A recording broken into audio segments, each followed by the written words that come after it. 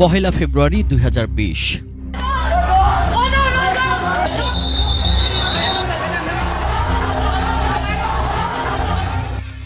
ঢাকা দক্ষিণ ও উত্তর city corporation নির্বাচন।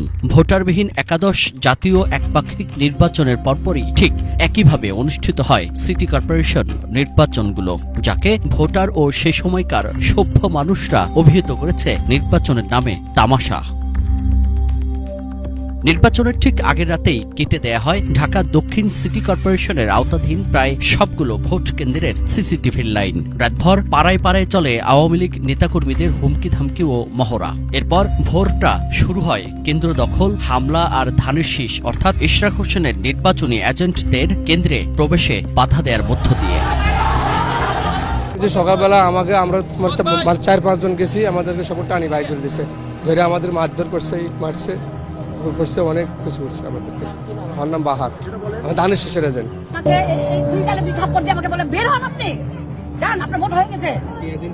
এজেন্ট ছিলাম, হ্যাঁ ধানের শীষের এজেন্ট ছিলাম। লোকসানা বেগম আমাকে ওনারা বলে কি পিস্তল দিয়ে গুলি করে এখন বের করবো যদি না বের হয়। আমি কাউন্সিলর প্রার্থী, আমি সমস্ত এজেন্টরা ঢুকতেছিলাম এই গেটের ভিতর থেকে প্রশাসনের সামনে আমাদের লোকজনকে মেরে সব বাগাইছে। আপনার নিজের সচক্ষে দেখছেন, যারা ছিলেন সামনে ক্যামেরা নিয়ে, তারা সবাই দেখলেন। প্রশাসনও পারতেছে না, আমরা কোথায় যাবো বলেন, কি করবো?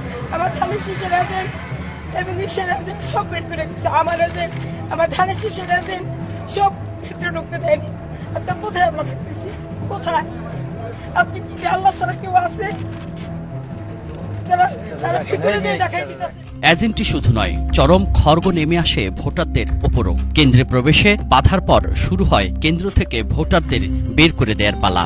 শত বাধা বিপত্তি অতিক্রম করেও যারা ভোট কেন্দ্রে প্রবেশ করেছিলেন, সেখানে তাদেরও মুখোমুখি হতে হয়েছে বিভিন্ন নাটকীয়তার।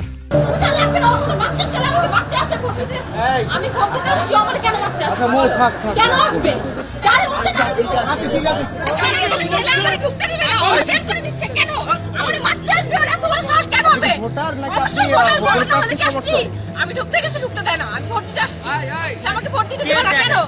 আমাদেরকে ভোট দিতে দিতেছে, নিজে টিপা দিতেছে, আর দিয়া নুকা দিতেছে। সকালে ভোট দিতে আসছিলেন, এখন আসছেন কি ইশরাক হোসেন?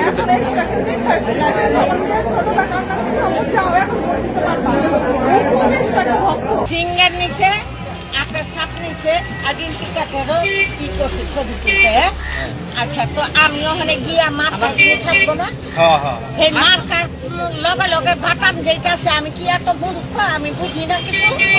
ওই বাটাম টিভি দিবি, এই মার্কায় আমার বুকটা থাকবো।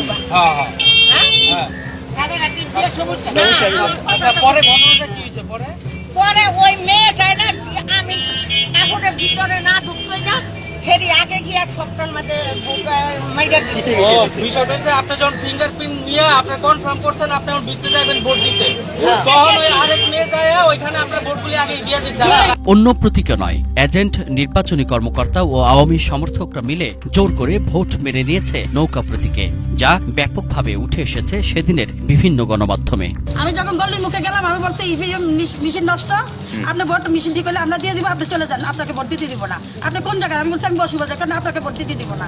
তখন আমি অন্য গল্লির এরা আওয়ামী লীগের লোকজন, ভোট দিয়ে যারাইছে গুটি মার্কার লোকজন, আমাদের ভোট দিতে দেয় না। আমরা বলছে যে মেশিন নষ্ট, আপনারা জানগা চলে যান, ভিতরে যান।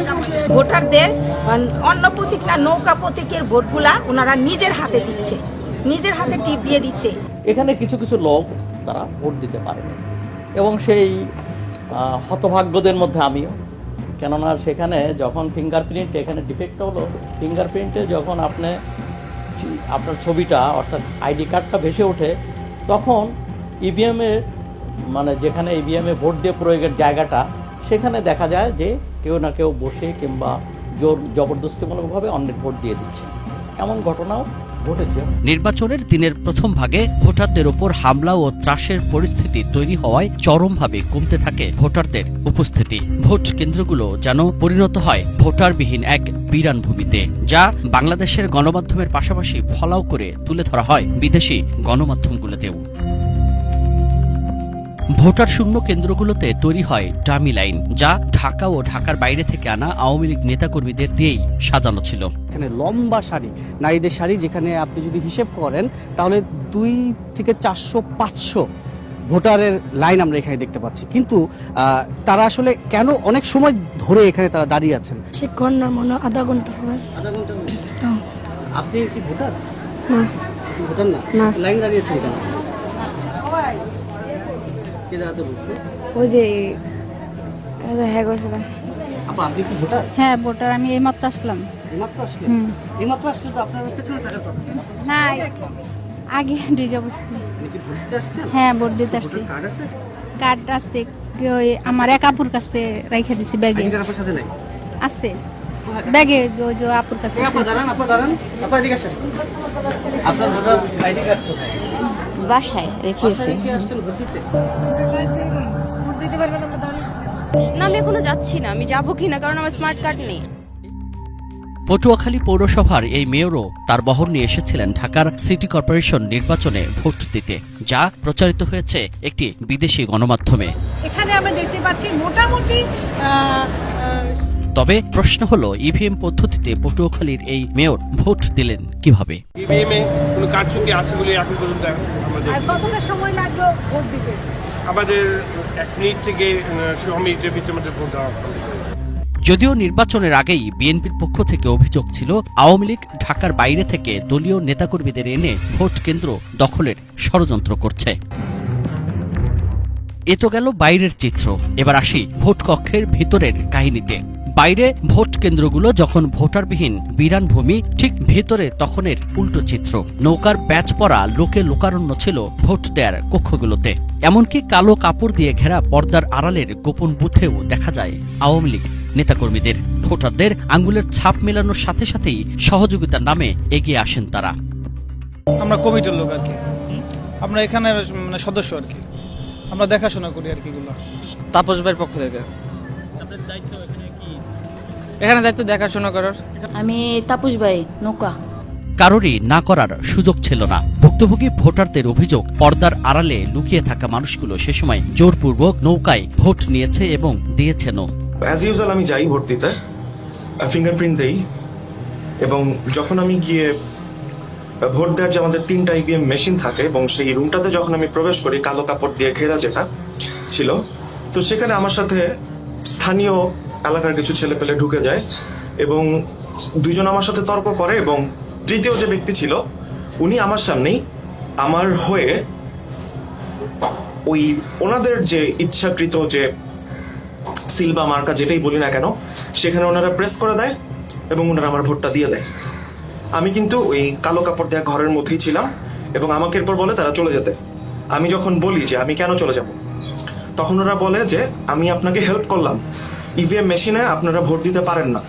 এরপর আমি বললাম আমার তো আপনার হেল্পের দরকার ছিল না, আমি পেশাগতভাবে একজন ইঞ্জিনিয়ার, আমি জানি কিভাবে কি দেওয়া লাগে, আমার ভোটটা আমাকে অ্যাটলিস্ট দিতে দেন। দেন এক পর্যায়ে বাকবিতণ্ডা হয় এবং রুম ভর্তি ওদের মানুষজন দিয়ে ভরে যায় এবং আমি আর ওখানে খুব একটা সুবিধা করতে পারিনি। ইনফ্যাক্ট ওদের সাথে আমি আর কথাও জড়াইনি, আমার ভোটটা অন্য কেউ দিয়ে দিচ্ছে। অলদো দেখেন সিগনেচার আমার দেওয়া এবং সবাই জানবে বুঝবে আমার দেওয়া।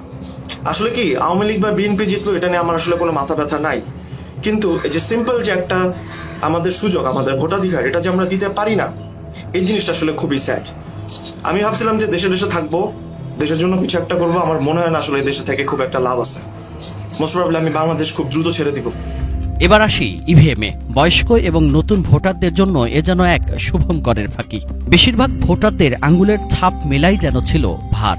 একের পর এক চেষ্টা করে বিরক্ত ভোটাররা চলে যাওয়ার পর কর্মকর্তারাই পরবর্তীতে তাদের ভোট নৌকায় নিয়েছে বলেও অভিযোগ ওঠে।